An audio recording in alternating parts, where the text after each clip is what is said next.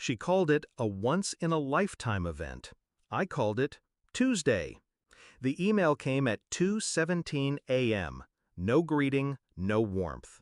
Just a glittering list of her Paris wedding plans and a single line at the bottom. If you want to be part of it, you can watch through the Google Earth window. LOL. I stared at it for a full minute, not because I didn't understand, but because I finally did. Before the fall. There was a time when Emily would run to the door just to see me pull into the driveway. Her tiny hands would grab mine and she'd babble about her day as if every second apart was too long.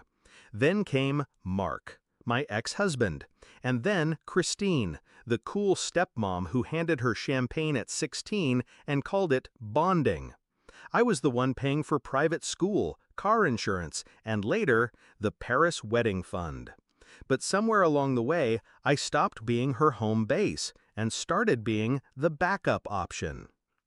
The first crack. It wasn't the wedding that told me I'd been replaced. It was her 23rd birthday. She hugged me like a polite stranger. She posted a photo with Christine, captioned, "Thanks to the woman who's always been there for me." No mention of me. But I didn't cry. I learned long ago that tears only feed certain people. The email that changed everything.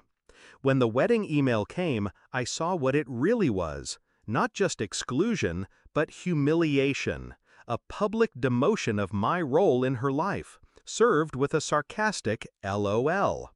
So I typed a short reply. Sure, enjoy your big day. And I meant it, just not in the way she thought. The plan. You don't raise a child for 26 years without knowing exactly how their life runs, and where it can stop running. I had co-signed the Paris venue deposit. I held the joint account where the final payment would come from. I had all the vendor contacts, because 3 months ago, she'd begged me to just help with the boring paperwork. She forgot who she was dealing with. Step 1. Silence. I stopped answering her calls. I let her think she'd won. The less I reacted, the more careless she became. Emails about menu castings and dress fittings still came my way. She didn't realize every update was ammunition. Step 2. The switch. 3 weeks before the wedding, I redirected the final venue payment to my account. Breach of contract? Sure, but the contract was in my name. That meant the venue would be free to rebook the date unless payment cleared.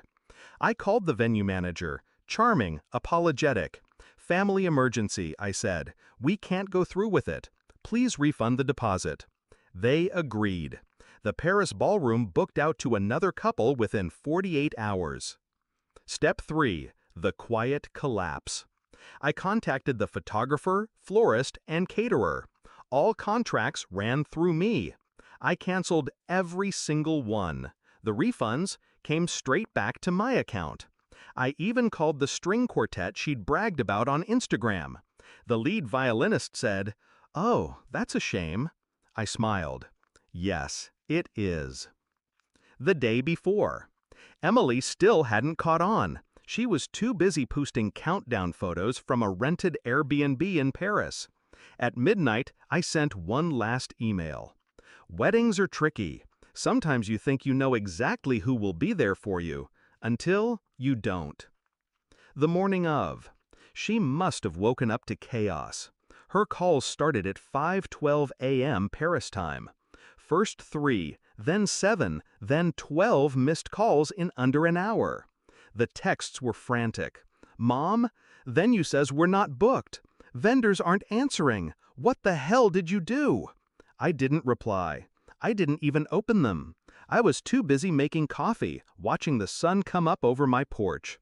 Somewhere across the world, my daughter was standing in a white dress with nowhere to walk but back to the car. The confrontation. She called from Christine's phone. I answered. Her voice was shredded. "How could you do this to me? To us?" I let a beat of silence stretch until I could hear her breathing hard, like she was about to cry. "I didn't do anything," I said. "I just stopped doing everything." You've ruined my life." "No," I said calmly. "I gave you a lesson you'll never forget. You don't humiliate the person holding the floor beneath your feet." Christine tried to jump in, loud, indignant. I hung up. No mention. The aftermath.